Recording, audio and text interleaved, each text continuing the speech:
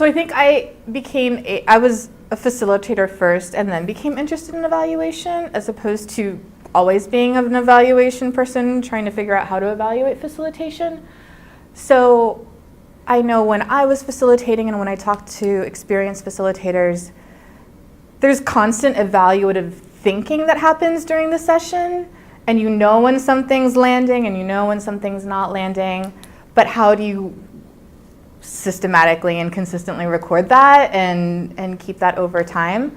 So, and there's a lot of times there's process evaluations, but they tend to talk really broadly about how things went in a session versus being really exact and seeing how that might be connected with the objectives of the session. So I basically developed taking a lot from the educational field who've been using observational checklists for a very, very long time, kind of like a 3 different component observational checklist that looks at, how did the participants engage with whatever your objectives are, and the curriculum that TAS has developed, there are 3 very distinct outcomes that we want to come out of the entire 9 or more session curriculum. But then also looking at how did participants engage with each other and how would that change over time? And then what are you doing as a facilitator and how are you engaging with participants and is that changing over time? So it's basically like, did they engage with the outcomes? Were they nice to each other? But a little bit more specific than that and intentional. And then, did you ask open-ended questions? How did you deal with different types of conflict as they arise within the classroom? And just giving facilitators the time after the session to kind of reflect on what went on and being able to do that after each session so that by the end of the 9 months you have a clearer idea of what happened rather than just the pre and the post test, right? Or even the retrospective pre-post test. I mean, TAS has done, I think, really good work, like Morgan Curtis and Sue B with the Texas Council on Family Violence created this great activity-based assessment toolkit that's, I think, comes up with really great tools for specific activities. And I wanted to just expand that to something that could be used to capture that missing middle, right? Like we capture what happened before, we think we capture what happened at the end, and then we are like, what happened in between? So I wanted something to be able to help facilitators reflect on how and when that change was happening, which they tend to know is happening, but like knowing and feeling it happening versus being able to say it happened here, here, here, here, and here, and it changed over time is, I think, will be helpful. And we've heard it from facilitators who are like, at the beginning of the class, none of the young people there were getting along, they didn't know each other. And towards the end, if somebody didn't show up, people were concerned and they were showing empathy towards each other. And that's not something that's often captured on a pre or post test or even a process evaluation often, right? It's like, did this work? What did you change? As opposed to really trying to find like what those magic moments were and what changes you saw at what points in time in the curriculum that can help you know, this is definitely doing something right, but this is clearly not, so maybe I need to change this up, or when I did this, then it looks like these things are also happening. So being able to kind of, I hate to use the word surgically, but surgically look at what's happening in sessions.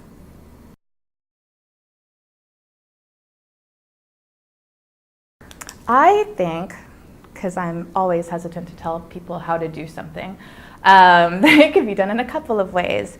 I think most facilitators go out on their own and they might have to do multiple sessions in a day. So what might be most realistic is they'll do a session, and then immediately after the session, if the majority of participants did something, then just they get to check it, right? And so it's fairly subjective. You need to be honest with yourself if it's going to work. Otherwise, it's pretty useless.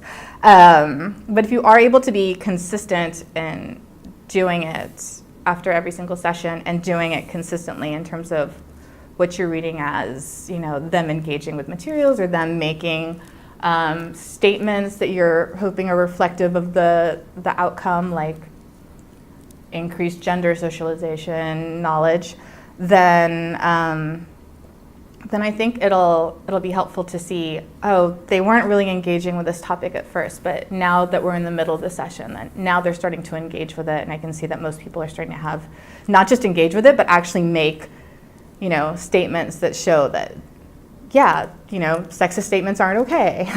Yay. Or holding each other accountable, or being able to relate to each other in ways that can be more healthy and more supportive of each other. So one option is filling it out right afterwards. And this closest you can get to right after the session, because if anyone's memory is like mine, it's very quick and soon to dissipate. If anybody has the advantage of co-facilitating, then what you can do is have your co-facilitator fill out the checklist for you while you're doing the session. I think an interesting thing to do, and it probably depends on the dynamic of the group, would be to be really transparent about it and fill it out with the participants. And say, hey, do y'all think that we talked about this? Do y'all think that you engage with each other in this particular way? And have that be a part of their process and learning experience and your own learning experience.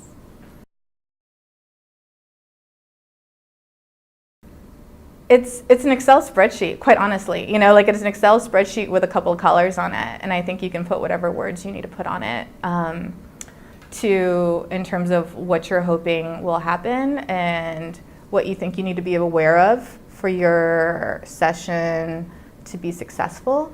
I think it started when we first started doing the Break the Box curriculum. It's such a facilitation-heavy curriculum. It really relies on the skills of the facilitator.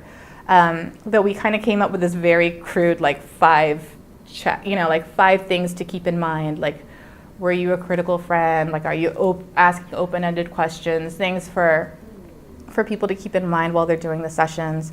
And so it's really just expanded to including that outcome information.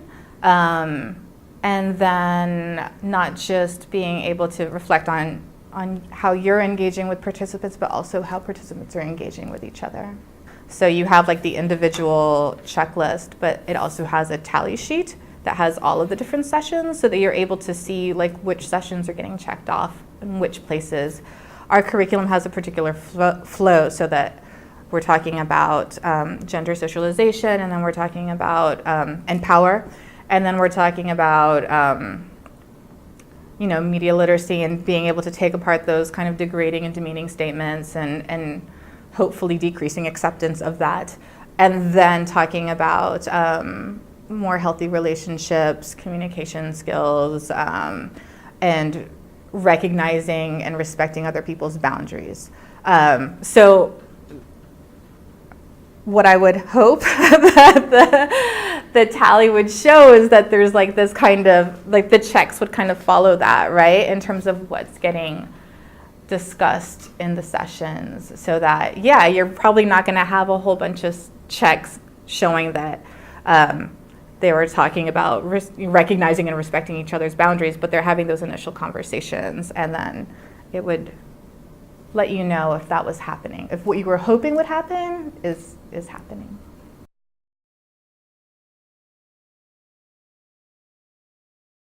Because it's an observational checklist, and sometimes you're going to be observing yourself, right? It does have a high degree of subjectivity involved, right? So for this to actually be helpful for your practice and for knowing if what you think is happening, you have to be very honest with yourself and ask anyone who is working with you and helping you fill this out to be honest with you as well. So and consistency, like across the board in terms of actually using it throughout the entire curriculum, and how you're filling it out, and what you think deserves a check mark, and that what deserved a check mark last week should be the same thing the following week, even if it was a little bit below and you don't get to put a check mark, which can be hard because who doesn't like a check mark? But that's one of the, I think the kind of catches of using it is that it really requires a good degree of transparency and honesty with yourself, and commitment to use it if it's going to be effective in telling a story throughout an entire curriculum.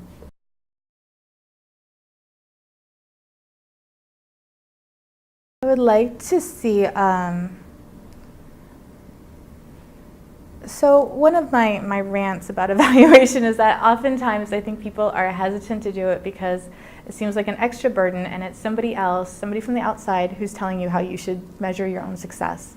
And what I hope will come out of this will be people being able to determine how do I want to measure my success? What do I want to see in the young people that I'm engaging? What do I want to see out of myself as a facilitator that I need to do more consistently and check myself every single time? How do I hope that they're engaging with the issues and the contents and the topics that we're bringing? So, and to have it not be a burden, right? Because so many times the tools require so much time, so much energy. And hopefully a checklist is a really quick way to be able to reflect on that. There's always space for,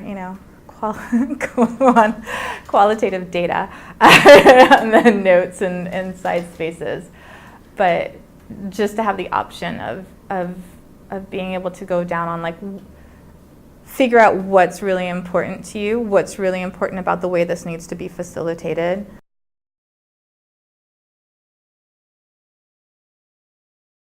An example of when I brought data back to participants is we were trying out this activity-based evaluation. It was basically, kind of four corners kind of activity, right? So stand on a line, with this being most agree, this being definitely disagree, and calling out different scenarios and having them stand on the line depending on whether they would do something or say something.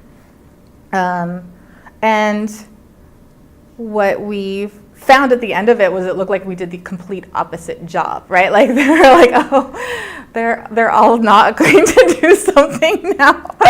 This is terrible. We're failures. So I brought it back, and so I was like, so check this out.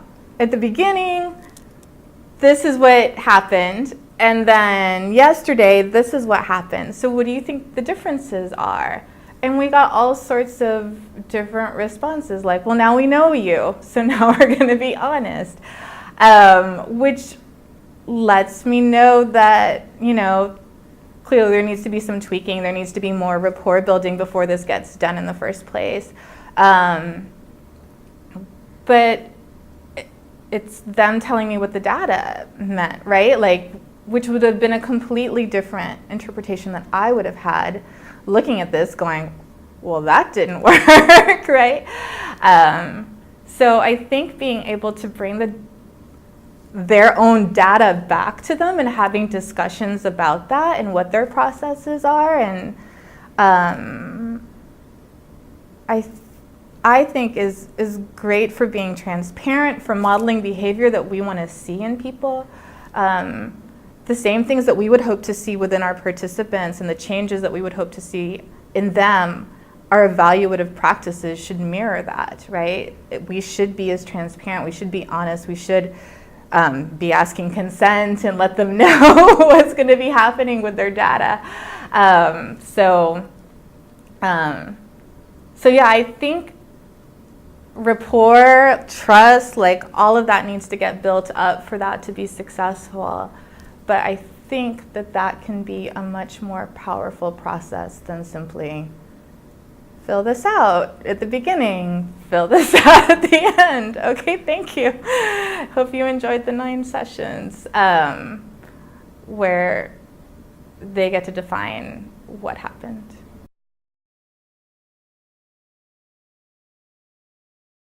The hard part about data is that it takes time, right? Like it just takes time, especially if you're doing qualitative data, which I hope everybody is, because qualitative data is a jam. But yeah, it takes sitting with it and feeling it out and staring at it and talking with it and having multiple perspectives looking at it for it to really be the most useful and put to use. I think oftentimes what happens is evaluation is kind of an afterthought. And for the data to really be useful, for the data really to be able to tell you things, it can't be an afterthought. It has to be prioritized.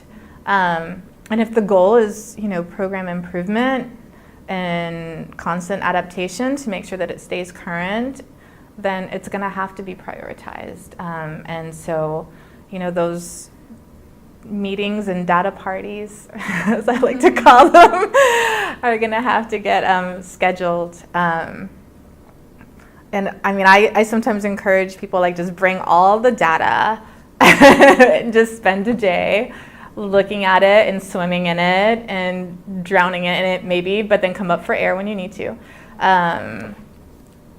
see really, to be able to have that, to look at it with intention, right? As opposed to look at it because it's rushed and it's due on some monthly report and you have to fill it in quick and then not think about it again. And there's really neat tools to do that with, like they're data placemats. So you can take key pieces of data that you think need to talk to each other and put them together and have a conversation with people about what do y'all think this means when this and this and this and this and this and this came out of the sessions.